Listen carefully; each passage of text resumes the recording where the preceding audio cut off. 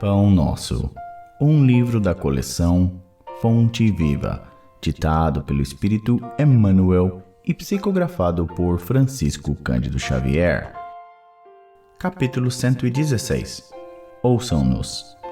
Disse-lhe Abraão: eles têm Moisés e os profetas, ouçam-nos. Lucas 16, 29.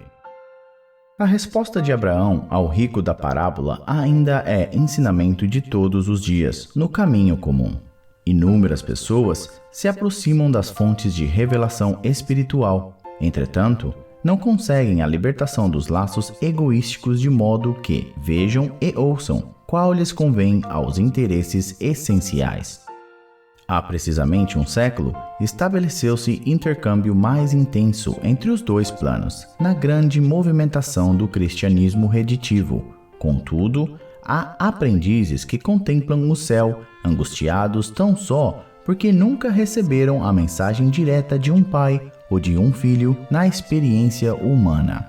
Alguns chegam ao disparate de se desviarem da senda alegando tais motivos.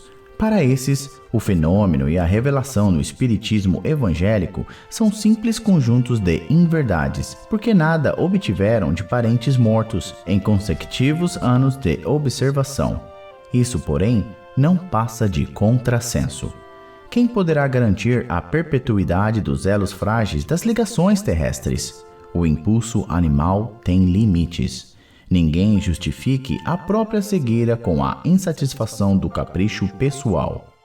O mundo está repleto de mensagens e emissários há milênios. O grande problema, no entanto, não está em requisitar-se a verdade para atender ao círculo exclusivista de cada criatura, mas na deliberação de cada homem quanto a caminhar com o próprio valor na direção das realidades eternas.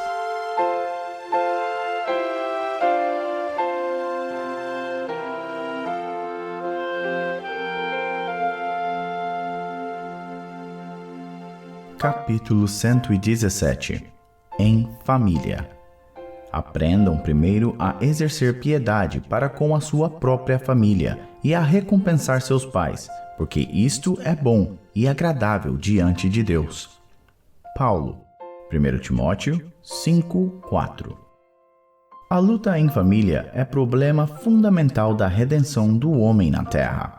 Como seremos benfeitores de 100 ou 1000 pessoas se ainda não aprendemos a servir 5 ou 10 criaturas? Esta é a indagação lógica que se estende a todos os discípulos sinceros do cristianismo. Bom pregador e mau servidor são dois títulos que não se coadunam. O apóstolo aconselha o exercício da piedade no centro das atividades domésticas. Entretanto, não alude à piedade que chora sem coragem ante os enigmas aflitivos, mas àquela que conhece as zonas nefrálgicas da casa e se esforça por eliminá-las, aguardando a decisão divina a seu tempo. Conhecemos numerosos irmãos que se sentem sozinhos, espiritualmente, entre os que se lhe agregaram ao círculo pessoal, através dos laços consanguíneos, entregando-se por isso a lamentável desânimo. É imprescindível, contudo, examinar a transitoriedade das ligações corpóreas, ponderando que não existem uniões casuais no lar terreno. Preponderam aí, por enquanto, as provas salvadoras ou regenerativas. Ninguém despreze, portanto, esse campo sagrado de serviço, por mais que se sinta acabrunhado na incompreensão. Constituiria falta grave esquecer-lhe as infinitas possibilidades de trabalho iluminativo. É impossível auxiliar o mundo quando ainda não conseguimos ser mais úteis nem mesmo a uma casa pequena, aquela em que a vontade do Pai nos situou a título precário. Antes da grande projeção pessoal na obra coletiva, aprenda o discípulo a cooperar em favor dos familiares no dia de hoje, convicto de que semelhante esforço representa realização essencial.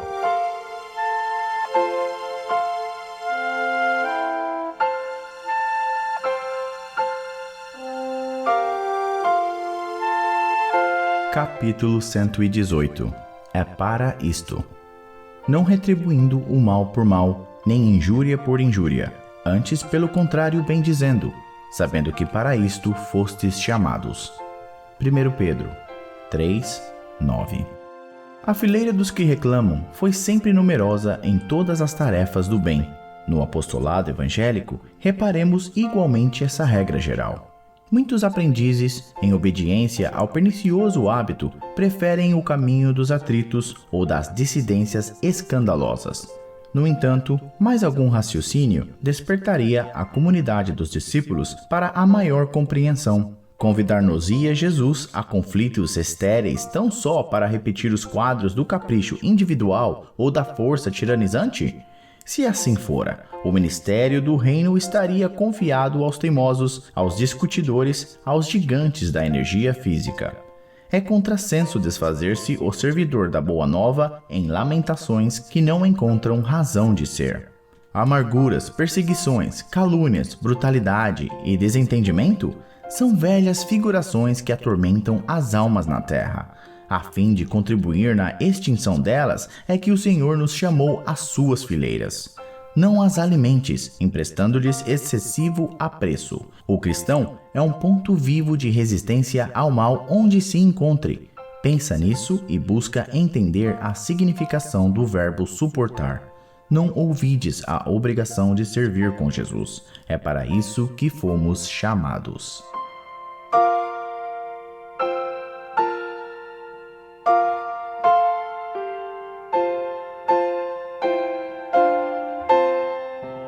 Capítulo 119.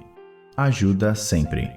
Mas Paulo respondeu: Que fazeis vós, chorando e magoando-me o coração? Atos 21, 13. Constitui passagem das mais dramáticas nos Atos dos Apóstolos aquela em que Paulo de Tarso se prepara à frente dos testemunhos que o aguardavam em Jerusalém. Na alma heróica do lutador não paira qualquer sombra de hesitação. Seu espírito, como sempre, está pronto. Mas os companheiros choram e se lastimam, e do coração sensível e valoroso do batalhador do Evangelho flui a indagação dolorosa. Não obstante a energia serena que lhe domina a organização vigorosa, Paulo sentia falta de amigos tão corajosos quanto ele mesmo. Os companheiros que o seguiam estavam sinceramente dispostos ao sacrifício, entretanto, não sabiam manifestar os sentimentos da alma fiel. É que o pranto ou a lamentação jamais ajudam nos instantes de testemunho difícil. Quem chora ao lado de um amigo em posição perigosa desorganiza-lhe a resistência. Jesus chorou no horto quando sozinho, mas em Jerusalém, sobre o peso da cruz, roga às mulheres generosas que o amparavam a cessação das lágrimas angustiosas. Na alvorada da ressurreição, pede a Madalena esclareça o motivo de seu pranto junto ao sepulcro. A lição é significativa para todo o aprendiz. Se um ente amado permanece mais tempo sob a tempestade necessária, não te entregue ao desespero inútil. A queixa não soluciona problemas. Ao invés de magoá-lo com soluços, aproxima-te dele e estende-lhe as mãos.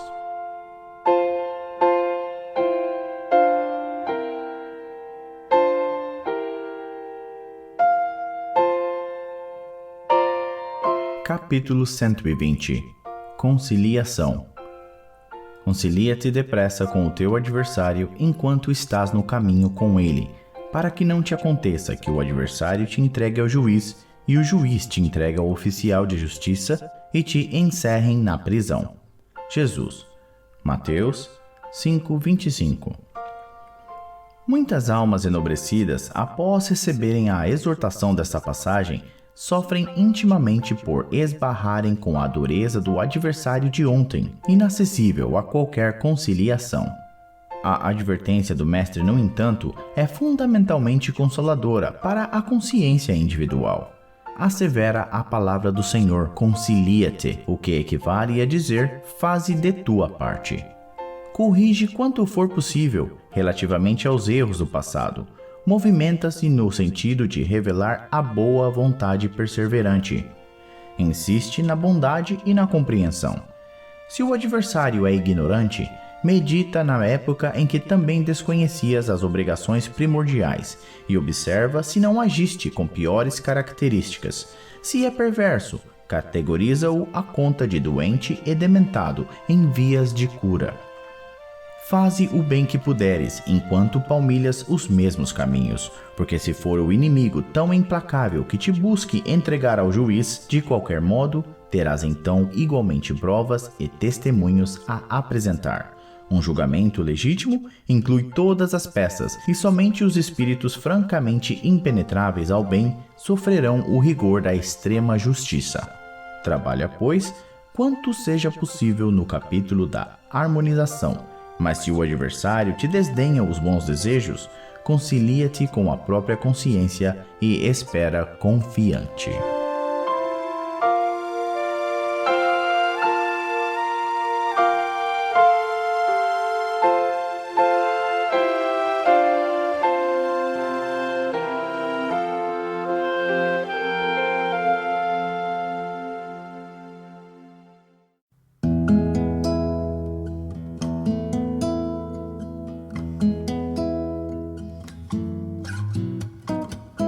Pão Nosso, um livro da coleção Fonte Viva, ditado pelo Espírito Emmanuel e psicografado por Francisco Cândido Xavier. Capítulo 121. Monturo. Nem presta para a terra, nem para o monturo, lança-no fora. Quem tem ouvidos para ouvir, ouça. Jesus. Lucas 14:35. Segundo deduzimos, Jesus emprestou significação ao monturo. Terra e lixo nessa passagem revestem-se de valor essencial. Com a primeira, realizaremos a semeadura. Com o segundo, é possível fazer a adubação onde se faça necessária. Grande porção de aprendizes, imitando a atitude dos fariseus antigos, foge ao primeiro encontro com as zonas estercorárias do próximo. Entretanto, tal se verifica porque eles desconhecem as expressões proveitosas. O Evangelho está cheio de lições neste setor do conhecimento iluminativo. Se José da Galileia ou Maria de Nazaré simbolizam terras de virtudes fartas, o mesmo não sucede aos apóstolos, que, a cada passo, necessitam recorrer à fonte das lágrimas que escorrem do monturo de remorsos e fraquezas, propriamente humanas, a fim de fertilizarem o terreno empobrecido de seus corações. De quanto adubo dessa natureza precisaram Madalena e Paulo, por exemplo, até alcançarem a gloriosa posição em que se destacaram, transformemos nossas misérias em lições. Identifiquemos o monturo que a própria ignorância amontoou em torno de nós mesmos, convertemo-lo em adubo de nossa terra íntima e teremos dado razoável solução ao problema de nossos grandes males.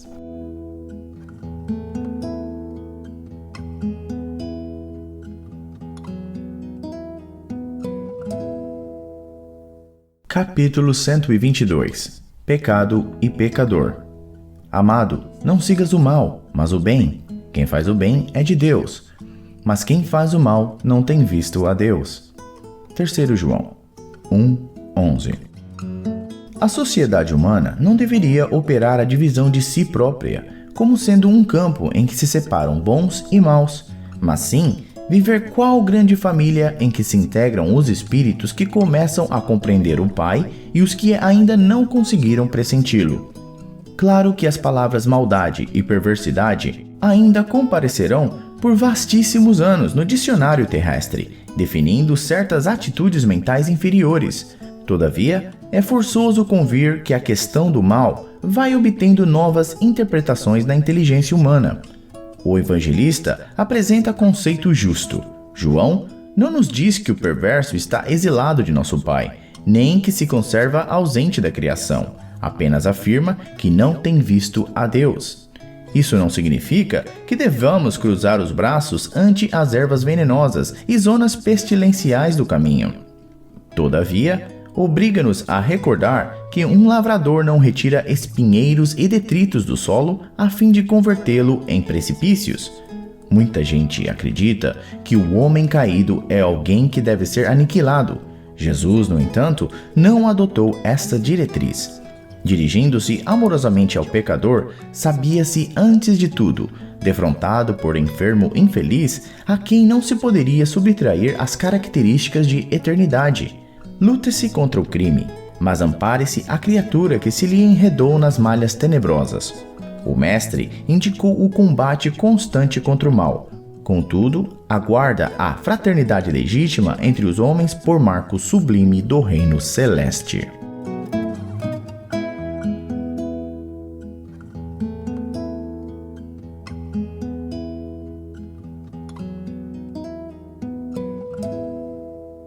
Capítulo 123 Condição comum.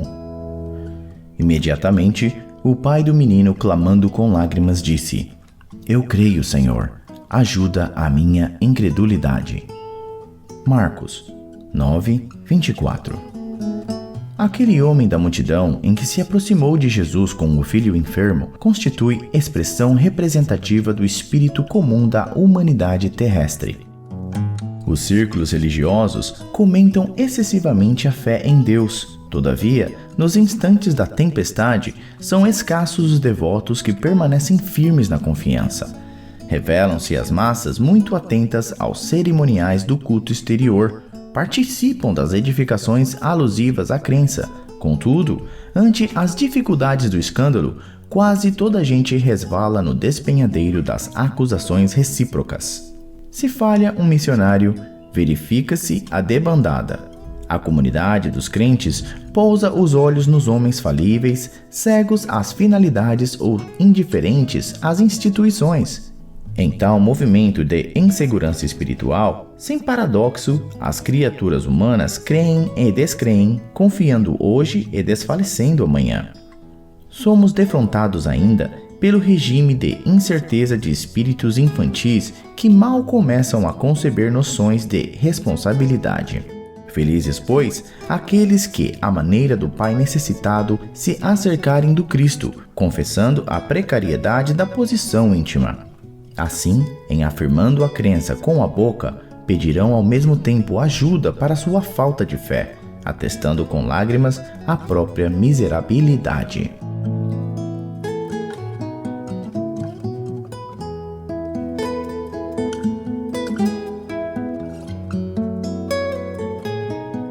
Capítulo 124 Não falta. E se os deixar ir em jejum para suas casas, desfalecerão no caminho, porque alguns deles vieram de longe. Jesus. Marcos 8:3. A preocupação de Jesus pela multidão necessitada continua viva através do tempo. Quantas escolas religiosas palpitam no seio das nações ao influxo do amor providencial do Mestre Divino? Pode haver homens perversos e desesperados que perseveram na malícia e na negação, mas não se vê coletividade sem o socorro da fé. Os próprios selvagens recebem postos de assistência do Senhor, naturalmente, de acordo com a rusticidade de suas interpretações primitivistas. Não falta alimento do céu às criaturas. Se alguns espíritos se declaram descrentes da paternidade de Deus, é que se encontram incapazes ou enfermos pelas ruínas interiores a que se entregaram. Jesus manifesta invariável preocupação em nutrir o espírito dos tutelados através de 1000 modos diferentes, desde a taba dos indígenas às catedrais das grandes metrópoles. Nestes postos de socorro sublime, o homem aprende em esforço gradativo a alimentar-se espiritualmente, até trazer a igreja ao próprio lar, transportando-a do santuário doméstico para o recinto do próprio coração. Pouca gente medita na infinita misericórdia que serve no mundo à mesa edificante das ideias religiosas. Inclina-se o Mestre ao bem de todos os homens, cheio de abnegação e amor, sabe alimentar com recursos específicos o ignorante e o sábio, o indagador e o crente, o revoltado e o infeliz. Mais que ninguém, compreende Jesus que, de outro modo, as criaturas cairiam exaustas nos imensos despenhadeiros que marginam a senda evolutiva.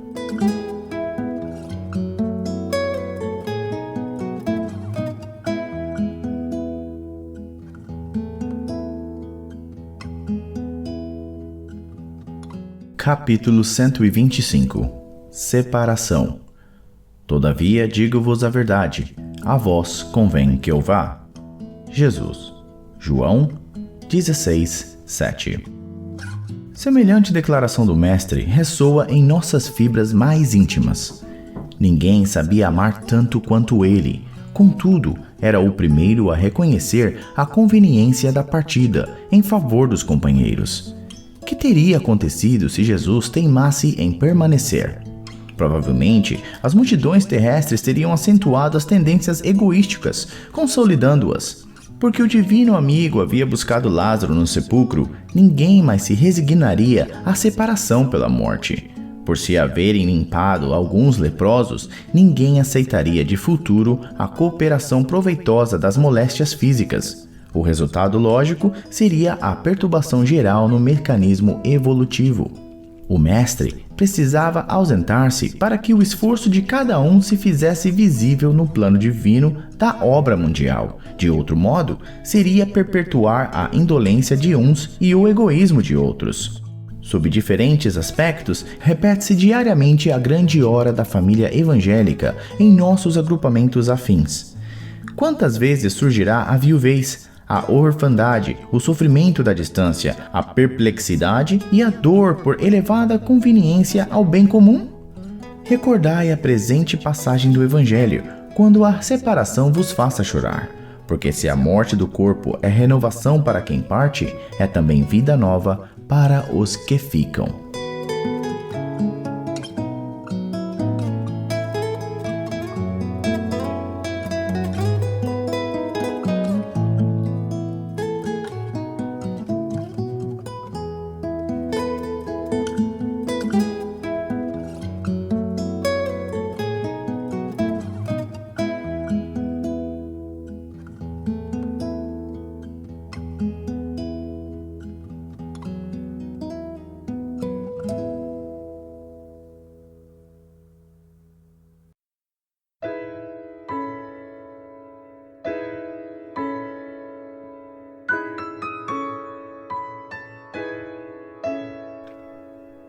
Pão Nosso, um livro da coleção Fonte Viva, ditado pelo Espírito Emmanuel e psicografado por Francisco Cândido Xavier. Capítulo 126. O Espinho. E para que não me exaltasse pelas excelências das revelações, foi-me dado um espinho na carne, mensageiro de Satanás. Paulo, 2 Coríntios 12:7.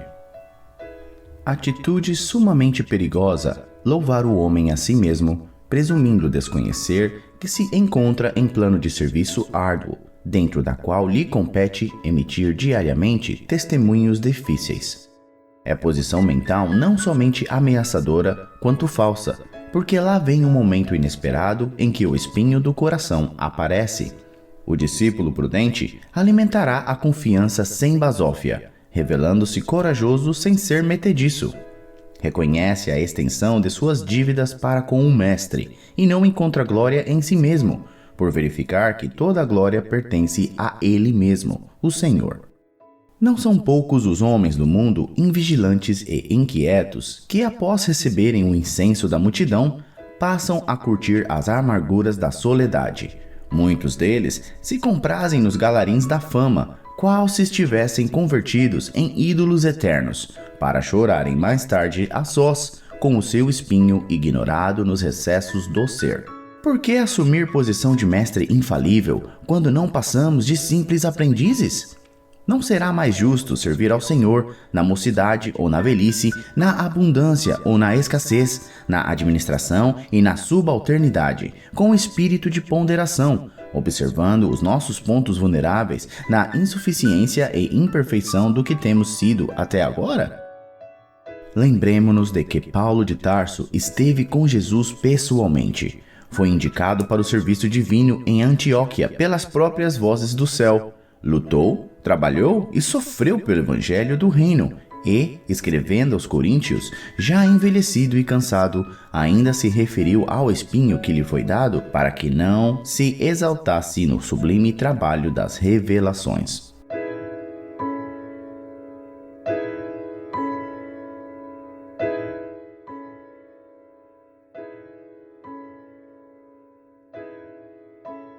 Capítulo 127. Lei de retorno. E os que fizerem o bem sairão para a ressurreição da vida, e os que fizeram o mal para a ressurreição da condenação. Jesus. João 5:29. Em raras passagens do Evangelho, a lei reencarnacionista permanece tão clara quanto aqui, em que o ensino do Mestre se reporta à ressurreição da condenação. Como entenderiam essas palavras os teólogos interessados na existência de um inferno ardente e imperecível? As criaturas dedicadas ao bem encontrarão a fonte da vida em se banhando nas águas da morte corporal. Suas realizações do porvir seguem na ascensão justa, em correspondência direta com o esforço perseverante que se desenvolveram no rumo da espiritualidade santificadora. Todavia, os que se comprazem no mal cancelam as próprias possibilidades de ressurreição na luz. Cumpre-lhes a repetição do curso expiatório. É a volta à lição ou ao remédio. Não lhes surge diferente alternativa. A lei de retorno, pois, está contida amplamente nesta síntese de Jesus. Ressurreição é ressurgimento. E o sentido de renovação não se compadece com a teoria das penas eternas. Nas sentenças sumárias e definitivas não há recurso salvador. Através da referência do Mestre, contudo, observamos que a providência divina é muito mais rica e magnânima que parece. Haverá ressurreição para todos, apenas com a diferença de que os bons tê-la-ão em vida nova e os maus em nova condenação decorrente da criação reprovável deles mesmos.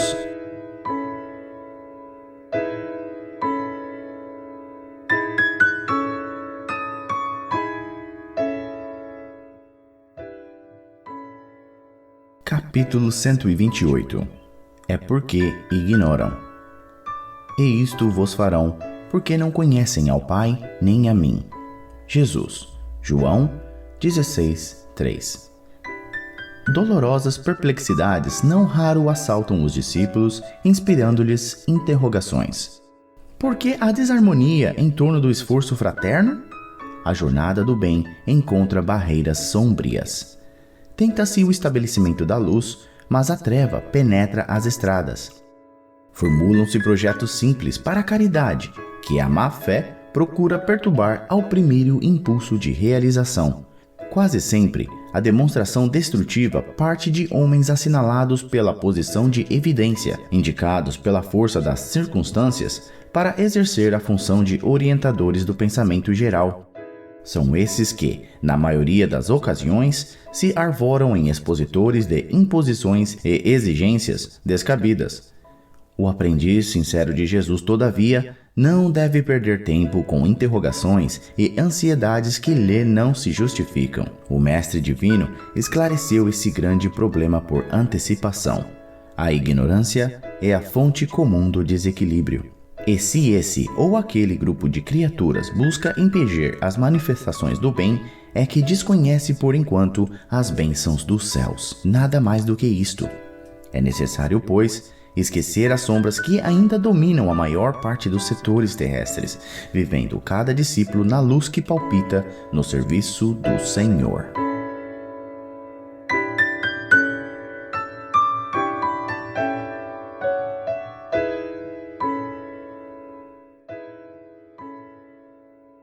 Capítulo 129.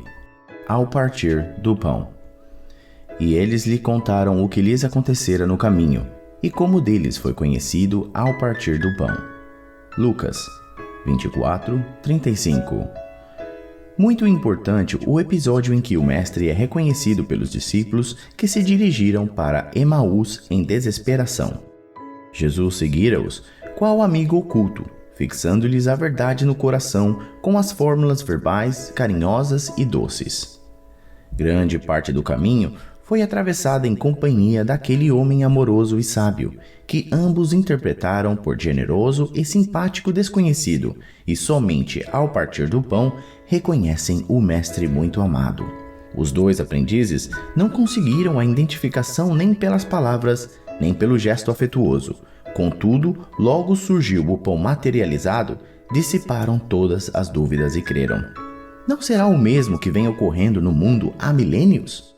Compactas multidões de candidatos à fé se afastam do serviço divino por não atingirem, depois de certa expectação, as vantagens que aguardavam no imediatismo da luta humana. Sem caprichos satisfeitos, não comungam na crença renovadora, respeitável e fiel. É necessário combater semelhante miopia da alma.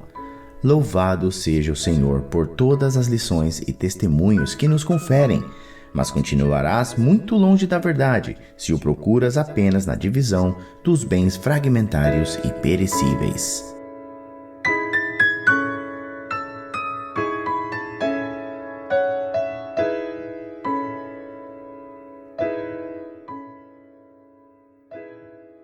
Capítulo 130. Onde estão? Tomai sobre vós o meu jugo, e aprendei de mim, que sou manso e humilde de coração, e encontrareis descanso para as vossas almas. Jesus. Mateus 11:29. Dirigiu-se Jesus à multidão dos aflitos e desalentados, proclamando o divino propósito de aliviá-los. Vinde a mim, clamou o Mestre. Tomai sobre vós o meu jugo e aprendei comigo, que sou manso e humilde de coração. Seu apelo amoroso vibra no mundo através de todos os séculos do cristianismo. Compacta é a turba de desesperados e oprimidos da terra, não obstante o amorável convite. É que o Mestre, no Vinde a mim, espera naturalmente que as almas inquietas e tristes o procurem para a aquisição do ensinamento divino. Mas nem todos os aflitos pretendem renunciar ao objeto de suas desesperações, e nem todos os tristes querem fugir à sombra para o encontro com a luz. A maioria dos desalentados chega a tentar a satisfação de caprichos criminosos com a proteção de Jesus, emitindo rogativas estranhas. Entretanto, quando os sofredores se dirigirem sinceramente ao Cristo, hão de ouvi-lo, no silêncio do santuário interior, concitando-lhes o espírito a desprezar as disputas reprováveis do campo inferior. Onde estão os aflitos da terra que pretendem trocar o cativeiro das próprias paixões pelo jugo suave de Jesus Cristo? Para esses foram pronunciadas as santas palavras: Vinde a mim, reservando-lhes o Evangelho, poderosa luz para a renovação indispensável.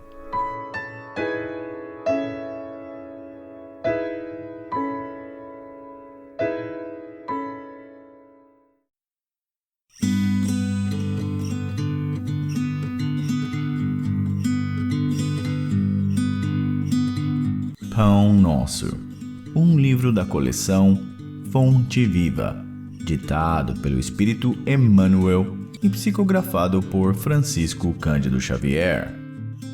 Capítulo 131. O mundo e a crença. Ó Cristo, o Rei de Israel, desça agora da cruz, para que vejamos e acreditemos. Marcos 15:32. Por isso que são muito raros os homens habilitados à verdadeira compreensão da crença pura em seus valores essenciais. Encontramos os que injuriaram o Cristo para confirmá-lo. A mentalidade milagreira sempre nadou na superfície dos sentidos, sem atingir a zona do espírito eterno. E, se não alcança os fins menos dignos aos quais se dirige, desencamba para os desafios mordazes. E, no caso do Mestre, as observações não partem somente do populacho. Assevera Marcos que os principais dos sacerdotes com os escribas partilhavam dos movimentos insultuosos, como a dizer que intelectualismo não traduz elevação espiritual. Os manifestantes conservavam-se surdos para a boa nova do reino, cegos para a contemplação dos benefícios recebidos e insensíveis ao toque do amor que Jesus endereçara aos corações. Pretendiam apenas um espetáculo. Descesse o Cristo da cruz num passe de mágica e todos os problemas de crença inferior estariam resolvidos. O divino interpelado, contudo, não lhes deu outra resposta, além do silêncio, dando-lhes a entender a magnitude de seu gesto inacessível ao propósito infantil dos inquiridores. Se és discípulo sincero do Evangelho, não te esqueças de que, ainda hoje, a situação não é muito diversa.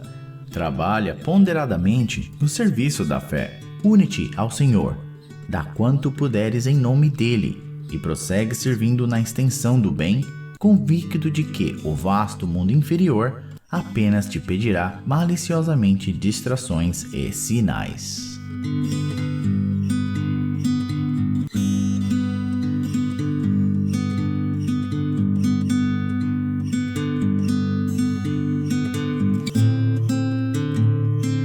Capítulo 132. Em tudo. Tornando-nos recomendáveis em tudo, na muita paciência, nas aflições, nas necessidades e nas angústias. Paulo, 2 Coríntios 6:4. A maioria dos aprendizes do Evangelho não encara sinceramente o fundo religioso da vida, senão nas atividades do culto exterior. Na concepção de muitos, bastará frequentar assíduos as assembleias da fé e todos os enigmas da alma estarão decifrados no capítulo das relações com Deus. Entretanto, os ensinamentos do Cristo apelam para a renovação e aprimoramento individual em todas as circunstâncias.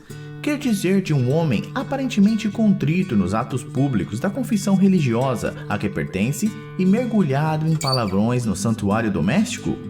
Não são poucos os que se declaram crentes ao lado da multidão, revelando-se indolentes no trabalho, desesperados na dor, incontinentes na alegria, infiéis nas facilidades e blasfemos nas angústias do coração. Por que motivo pugnaria Jesus pela formação dos seguidores, tão só para ser incensado por eles durante algumas horas da semana em genuflexão? Atribuir ao mestre semelhante propósito seria rebaixar-lhe os sublimes princípios. É indispensável que os aprendizes se tornem recomendáveis em tudo, revelando a excelência das ideias que os alimentam, tanto em casa, quanto nas igrejas, tanto nos serviços comuns, quanto nas vias públicas. Certo, ninguém precisará viver exclusivamente de mãos postas ou de olhar fixo no firmamento. Todavia, não nos esqueçamos de que a gentileza, a boa vontade, a cooperação e a polidez são aspectos divinos da oração viva no apostolado do Cristo.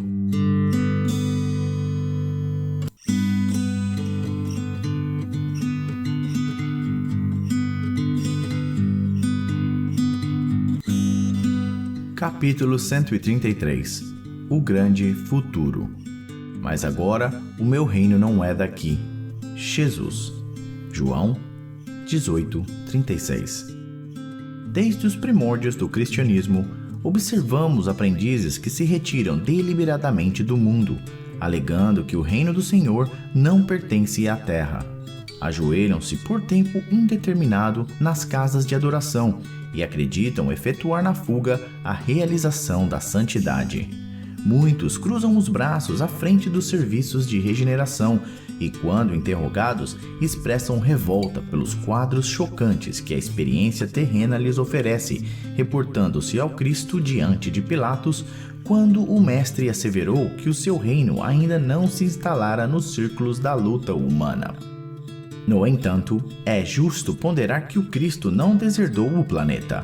A palavra dele não afiançou a negação absoluta da felicidade celeste para a terra, mas apenas definiu a paisagem então existente, sem esquecer a esperança no porvir. O mestre esclareceu: mas agora o meu reino não é daqui. A semelhante afirmativa revela-lhe a confiança. Jesus, portanto, não pode endossar a falsa atitude dos operários em desalento, tão só porque a sombra se fez mais densa em torno de problemas transitórios, ou porque as feridas humanas se fazem por vezes mais dolorosas. Tais ocorrências muitas vezes obedecem à pura ilusão visual. A atividade divina jamais cessa, e justamente no quadro da luta benéfica é que o discípulo esculpirá a própria vitória. Não nos cabe, pois, a deserção pela atitude contemplativa, e sim avançar, confiantemente, para o grande futuro.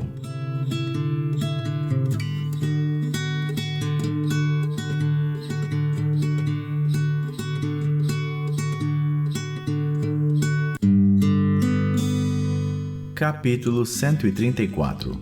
Nutrição espiritual. Bom é que o coração se fortifique com a graça e não com manjares que de nada aproveitaram aos que a eles se entregaram. Paulo, Hebreus 13:9. Há vícios de nutrição da alma tanto quanto existem na alimentação do corpo.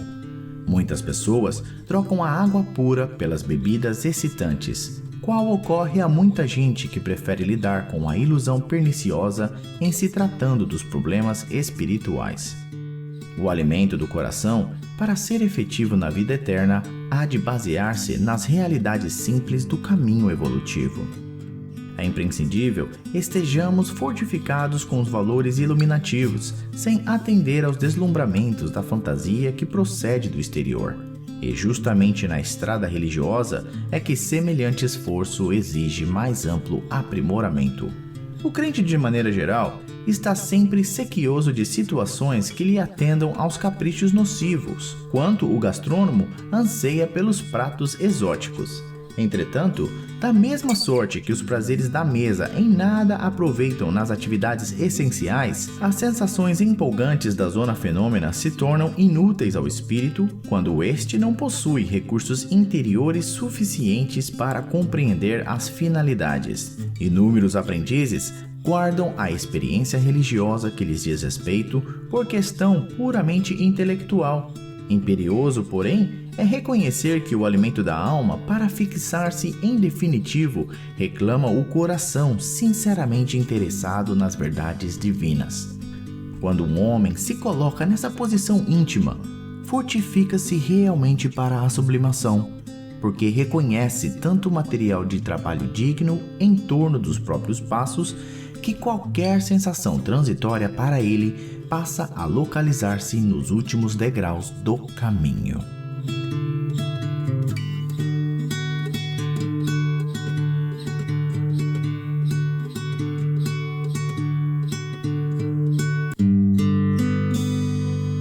Capítulo 135. Renovação necessária. Não extingais o espírito. Paulo, 1 Tessalonicenses 5:19. Quando o apóstolo dos gentios escreveu esta exortação, não desejava dizer que o espírito pode ser destruído, mas procurava renovar a atitude mental de quantos vivem sufocando as tendências superiores. Não raro, observamos criaturas que agem contra a própria consciência a fim de não se categorizarem entre os espirituais. Entretanto, as entidades encarnadas permanecem dentro de laborioso aprendizado para se erguerem do mundo na qualidade de espíritos gloriosos. Esta é a maior finalidade da escola humana. Os homens, contudo, demoram-se largamente à distância da grande verdade. Habitualmente, preferem o convencionalismo a rigor e somente a custo abrem o entendimento às realidades da alma. Os costumes, efetivamente, são elementos poderosos e determinantes na evolução, todavia, apenas quando inspirados por princípios de ordem superior. É necessário, portanto, não asfixiarmos os germens da vida edificante que nascem todos os dias no coração ao influxo do Pai misericordioso. Irmãos nossos existem que regressam da terra pela mesma porta da ignorância e da indiferença pela qual entraram. Eis porque no balanço das atividades de cada dia, os discípulos deverão interrogar a si mesmos: que fiz hoje? Acentuei os traços da criatura inferior que fui até ontem? Ou desenvolvi as qualidades elevadas do espírito que desejo reter amanhã?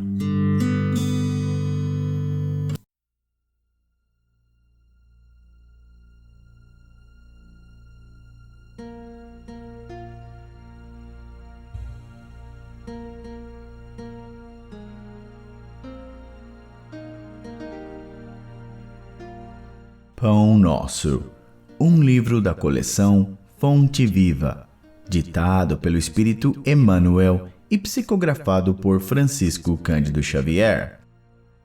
Capítulo 136. Conflito. Acho então esta lei em mim: quando quero fazer o bem, o mal está comigo. Paulo, Romanos 7:21. Os discípulos sinceros do Evangelho, à maneira de Paulo de Tarso, encontram um grande conflito na própria natureza. Quase sempre são defrontados por enormes dificuldades nos testemunhos. No instante justo, quando lhes cabe revelar a presença do divino companheiro no coração, eis uma palavra, uma atitude ligeira os traem diante da própria consciência, indicando-lhes a continuidade das antigas fraquezas. A maioria experimenta sensações de vergonha e dor. Alguns atribuem as quedas à influenciação de espíritos maléficos e geralmente procuram o inimigo no plano exterior, quando deveriam sanar em si mesmos a causa indesejável de sintonia com o mal. É indubitável que ainda nos achamos em região muito distante daquela em que possamos viver isentos de vibrações adversas. Todavia, é necessário verificar a observação de Paulo em nós próprios. Enquanto o homem se mantém no gelo da indiferença ou na inquietação da teimosia, não é chamado à análise pura. Entretanto, tão logo desperta para a renovação, converte-se o campo íntimo em zona de batalha. Contra a aspiração bruxuleante do bem, no dia que passa, levanta-se a pesada bagagem de sombras acumuladas em nossas almas desde os séculos transcorridos. Indispensável, portanto, grande serenidade e resistência de nossa parte, a fim de que o progresso alcançado não se perca.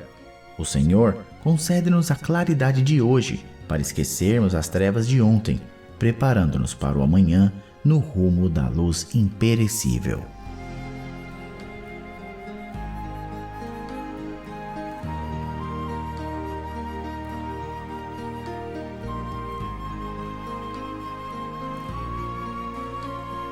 Capítulo 137. Inimigos. Amai, pois, os vossos inimigos. Jesus. Lucas 6:35. A afirmativa do Mestre Divino merece meditação em toda parte. Naturalmente que a recomendação quanto ao amor aos inimigos pede análise especial. A multidão, em geral, não traduz o verbo amar senão pelas atividades cariciosas.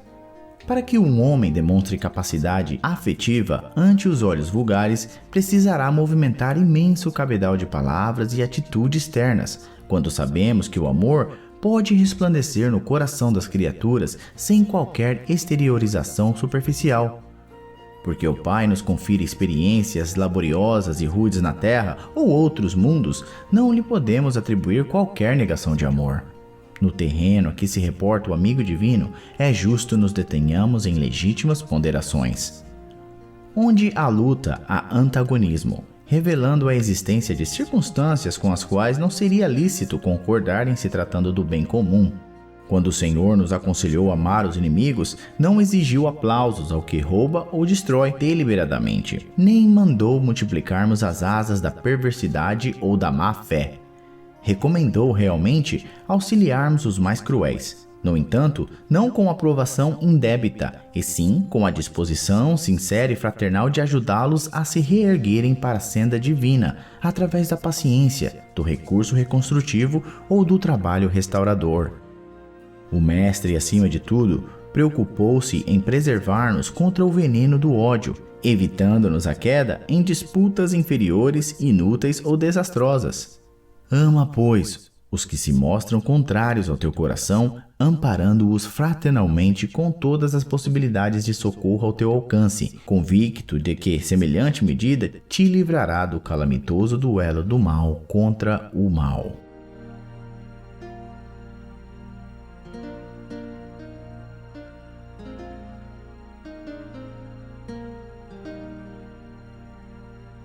Capítulo 138.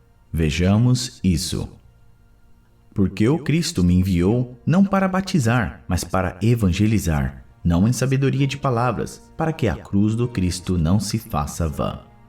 Paulo, 1 Coríntios 1:17. Geralmente, quando encarnados, sentimos vaidoso prazer em atrair o maior número de pessoas para o nosso modo de crer. Somos invariavelmente bons pregadores e eminentemente sutis na criação de raciocínios que esmaguem os pontos de vista de quantos não nos possam compreender no imediatismo da luta. No primeiro pequeno triunfo obtido, tornamo-nos operosos na consulta aos livros santos, não para adquirir mais vasta iluminação, e sim com o objetivo de pesquisar as letras humanas das divinas escrituras, buscando acentuar as afirmativas vulneráveis de nossos opositores. Se católicos romanos, insistimos pela observância de nossos amigos, a frequência da missa e dos sacramentos materializados. Se adeptos das igrejas reformadas, exigimos o comparecimento geral ao culto externo. E se espiritistas, buscamos multiplicar as sessões de intercâmbio com um plano invisível. Semelhante esforço não deixa de ser louvável em algumas de suas características. Todavia, é imperioso recordar que o aprendiz do Evangelho, quando procura sinceramente compreender o Cristo, sente-se visceralmente renovado na conduta íntima. Quando Jesus penetra o coração de um homem, converte-o em testemunho vivo do bem e manda-o a evangelizar aos seus irmãos com a própria vida. E quando o homem alcança Jesus, não se detém pura e simplesmente na estação das palavras brilhantes, mas vive de acordo com o Mestre, exemplificando o trabalho e o amor que iluminam a vida, a fim de que a glória da cruz não se faça vã.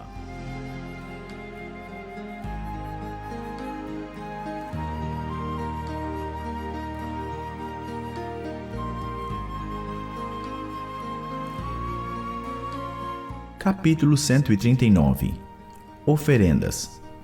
Porque isso fez ele uma vez, oferecendo-se a si mesmo. Paulo, Hebreus 7:27.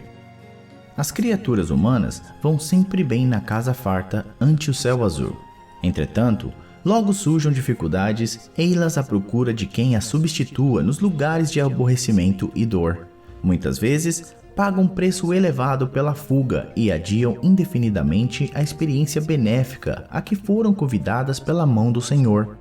Em razão disso, os religiosos de todos os tempos estabelecem complicados problemas com as oferendas da fé. Nos ritos primitivos, não houve qualquer hesitação perante o sacrifício de jovens e crianças. Com o escoar do tempo, o homem passou a matança de ovelhas, touros e bodes nos santuários. Por muitos séculos perdurou o plano de óbulos em preciosidades e riquezas destinadas aos serviços do culto. Com todas essas demonstrações, porém, o homem não procura senão aliciar a simpatia exclusiva de Deus, qual se o Pai estivesse inclinado aos particularismos terrestres. A maioria dos que oferecem dádivas materiais não procedem assim ante as casas da fé, por amor à obra divina, mas com o propósito deliberado de comprar o favor do céu, eximindo-se ao trabalho de autoaperfeiçoamento. Nesse sentido, contudo, o Cristo forneceu preciosa resposta aos seus tutelados no mundo. Longe de pleitear quaisquer prerrogativas, não enviou substitutos ao Calvário ou animais para sacrifício nos templos, e sim abraçou ele mesmo a cruz pesada, imolando-se em favor das criaturas e dando a entender que todos os discípulos serão compelidos ao testemunho próprio no altar da própria vida.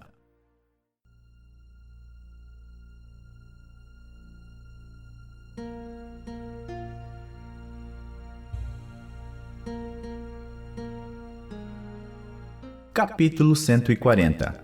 Saibamos lembrar. Lembrai-vos das minhas prisões. Paulo, Colossenses 4:18. Nas infantilidades e irreflexões costumeiras, os crentes recordam apenas a luminosa aureola dos espíritos santificados na terra. Supõem muitos encontrá-los facilmente além do túmulo, a fim de receber-lhes preciosas lembranças. Não aguardam senão o céu, através de repouso brilhante na imensidade cósmica.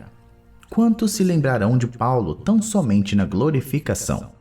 Entretanto, nesta observação aos Colossenses, o grande apóstolo exorta os amigos a lhe rememorarem as prisões, como a dizer que os discípulos não devem cristalizar o pensamento na antevisão de facilidades celestes, e sim refletir seriamente no trabalho justo pela posse do reino divino. A conquista da espiritualidade sublimada tem igualmente os seus caminhos, é indispensável percorrê-los. Antes de fixarmos a coroa resplandecente dos apóstolos fiéis, meditemos nos espinhos que lhes feriram a fronte. Paulo conseguiu atingir as culminâncias. Entretanto, quantos golpes de açoite, pedradas e ironia suportou, adaptando-se aos ensinamentos do Cristo em escalando a montanha? Não mire apenas a superioridade manifesta daqueles a quem consagras admiração e respeito. Não te esqueças de imitá-los, afeiçoando-te aos serviços sacrificiais a que se devotaram para alcançar os divinos fins.